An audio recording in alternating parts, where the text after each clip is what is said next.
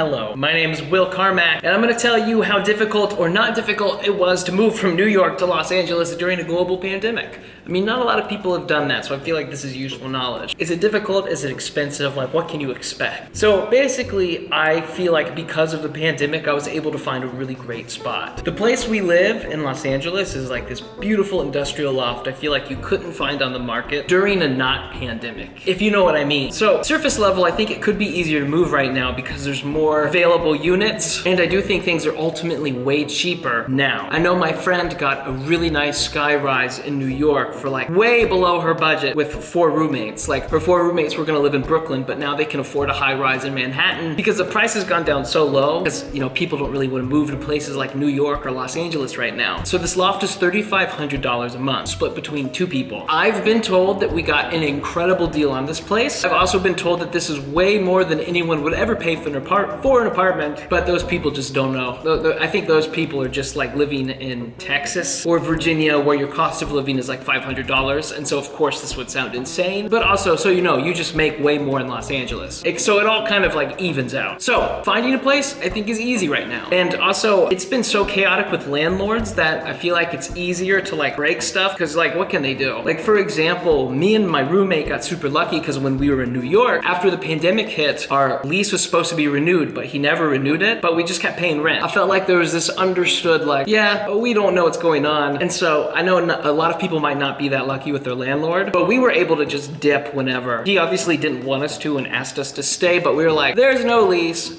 Bye. Which brings me to the next point. Is it expensive or hard to move like physical objects across the country? So we originally were thinking, let's just do a U-Haul, we'll drive across the country. That should be the cheapest option because it's like a smaller moving truck. No, actually one of like the more expensive options is a U-Haul. The problem is you're paying by mile, not by the things that you actually have in your truck. So if you're moving across the country, U-Haul is an absolutely terrible idea because it'll ultimately be like $2,500 to $4,000. And that's like not even with gas and everything. So you're paying so much to have the truck and you're still gonna have to pay for lodging while you move, etc., etc. And there's even a U-Haul box option, which also sucks. Don't do that option. The cheapest option is your just traditional old moving truck. When I was in New York, I called like 10 local areas that do moving like cross country, like a simple moving company. Because the initial deposit for this place was just ungodly expensive, we almost decided that we weren't going to take all of our furniture. We were just gonna start fresh in LA and save costs on moving. And so we found this moving company who I think they were probably struggling because of Corona because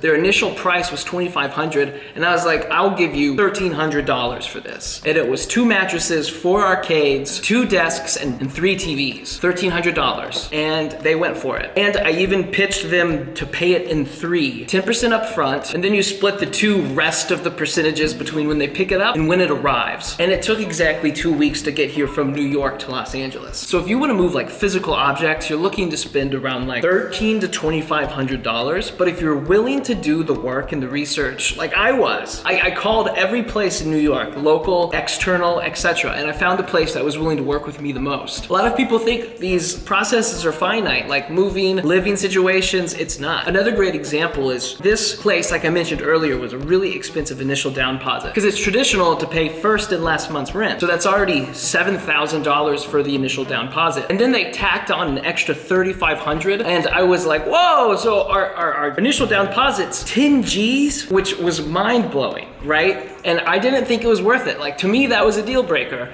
But we were actually able to negotiate with this person we were getting this house from. I threw him this, like, is there any way we could like get some kind of a deal work? And here's what we came up with. And I was super happy with this. Instead of signing a 1-year lease, I negotiated to sign a 14-month lease, so guaranteed 2 extra months here. In doing that, I got 1 month of my rent off for free, which our landlord is letting us use throughout whenever or at any time. So for example, we're actually just gonna use that the second month we've lived here. So basically we had 2 months free when we moved here. So after the initial down deposit, we didn't have to pay rent for the second month because of this deal I brokered with our person, which gave us time to land on our feet and breathe after spending all of our money. So negotiate with landlords and people selling houses. They're totally willing, and like it's not always finite. Compromise, negotiate. And then honestly, other than that, what I wish I would have known moving here is to set up, this is so dumb, and I feel like everyone else would do this now, naturally accept me. But to set up the Wi-Fi, the electricity, the water bills ahead of time, I moved here and I had no electricity and Wi-Fi for like a week because I had to wait for people to come install it. I didn't set that up until after I moved here, and that I recommend to not do. Set up your Wi-Fi, your power, and all your bills that you have to